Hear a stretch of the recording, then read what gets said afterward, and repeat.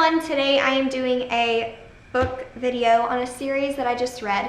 All of the books are by the author, I hope I pronounce this right, Laurie Faria Stolarz, maybe? I'll put like the book titles and the author's name down below because I'm not really sure how to pronounce it, but I'll go ahead and show you the books. There's 4 books in the series and some of them kind of have a glaze over the cover, so it might be a little shiny, so I hope you can see it. But the first one is called Blue is for Nightmares, and if you can see, they all have kind of like a glossy overlay, and they all have a different quote. You probably won't be able to see it, but yeah, Blue is for Nightmares, then White is for Magic, and they all have a different color and quote and something else associated with them, but I'll talk about that later. Silver is for Secrets, and the last but not least is Red for Remembrance.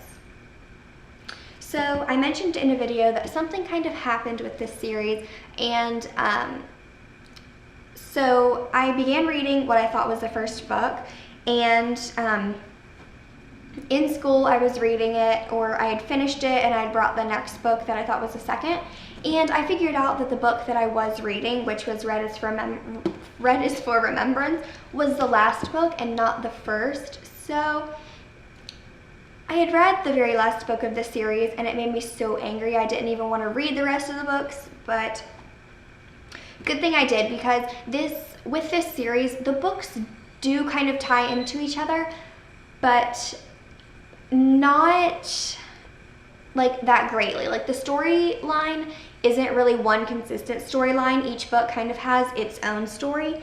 The only thing that carries over is like the very last chapter and the ending, but even that, they don't really coincide with each other.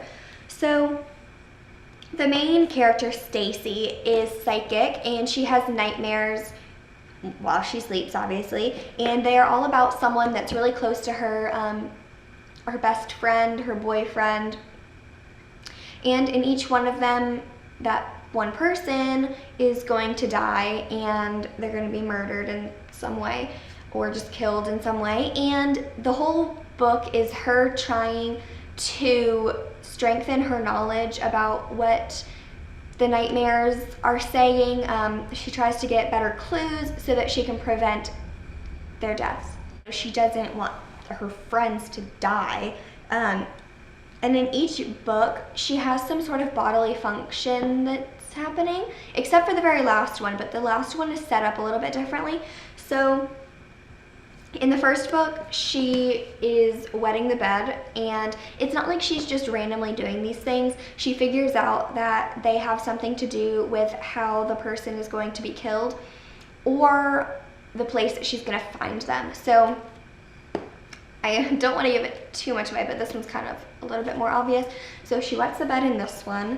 In the second one, she vomits when she has her nightmares. Like, she wakes up and she's either vomited on herself or she throws up right away. And then in the third one, she has a nosebleed. All of the characters are in college, and each book is like a year in college. And the first one is her best friend is going to die and she has to figure out who it is. And after this book, the following books do kind of touch on a few of the aspects of this book, but very briefly. It's not like the other books are focused around the topics in this one. It's just like little side details that they talk about. People's names, events, kind of that kind of stuff. And yeah, but there's this crazy guy who is after her best friend, and he kind of comes into play in the next book, but it's not actually him. It's like, it has something to do with him, but you'll figure that out. White is for Magic is about her figuring out what happened to this little girl that she used to babysit when she was a young teenager. When the main character was a young teenager, the girl that she used to babysit was a really young child, and she was murdered, and they knew who did it and kind of how, but there were some mysteries along with it, and In this one, it basically the whole story slowly describes what actually happened, and she pieces together exactly how the little girl's murder played out and how she reacted, and there's a connection between the two. In the dreams, she also, like, people that have already been murdered will like kind of talk to her throughout the dream, and there's like signs that she catches on to which will help with the murders. So yeah, they're just like a huge mystery, and she's slowly piecing together these things from her dreams and in real life, just by observing just the way that people are, the people that she's kind of dreamed of, and she just kind of catches on, and then in the end she saves all of these people. And then in this one, Silver is for Secrets, it's based, or the setting is during summer, and this one has to do with this girl that they meet, and her boyfriend's death. And you don't really find that out until the end, but it's kind of obvious throughout the whole book. Especially the back does give it away too. So they rent a beach house and they meet this girl. She comes over and kind of introduces herself, and then Stacy is having dreams about her death. And in the end, it's kind of a really crazy twist. I picked up on it, but if you don't really pay attention to certain things, you won't catch on to it, and it will be a shock what happens. But this one was really, really, really good, because you get the feeling that someone's gonna do the crime, and then it ends up that someone else does it or was planning on doing it. And then there's also little things where it's like, well, this happened with this person, so it could be them. And it's just like a bunch of questioning and a bunch of things with relationships. Yeah, but the end was really twisted. It was really insane and intense. So at the end of that one, her boyfriend does fall overboard on the cruise, which you will learn. And in the last one, Red is for Remembrance, it is set up, you've probably read books like this, or at least heard of them, but there are some chapters based or from the perspective of Stacy, and some from this kid named Shell that you have no idea who he is, and they somehow have a connection.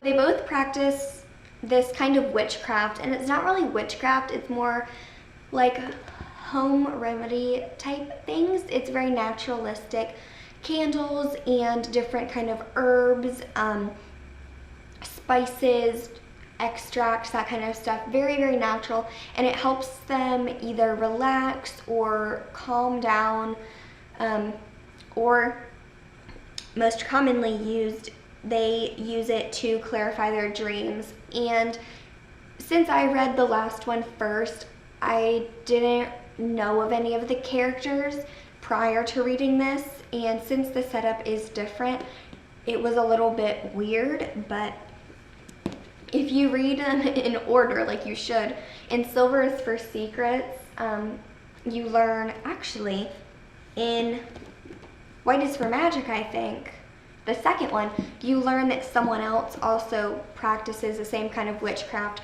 So I don't want to give too much away, but that person is in this book. And so her boyfriend has fallen overboard on the ship, and they don't know where he is. And in this book, there's this mysterious character who practices witchcraft and is some weird place. And the principal of the college, or someone high up in the ranks in the college, has a daughter named Portia, and Portia is having nightmares about, I don't even remember what, because I read this so long ago, but she's having nightmares about something and doesn't know how to control them, basically. And Stacy has to come in and help her control her nightmares and help her decipher what they're trying to tell her. And also, Stacy is having dreams about Portia's mother, and it has to do something with, I think, Mara, I hope that's how you pronounce it.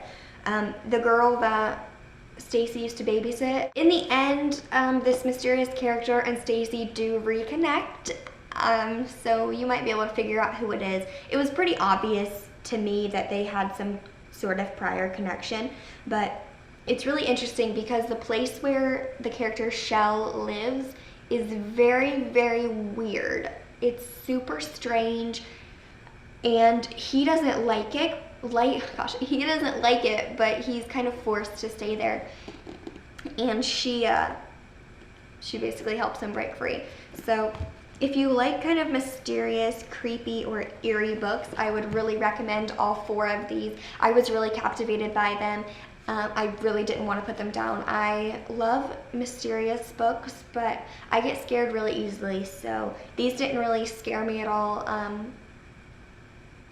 I just absolutely loved them.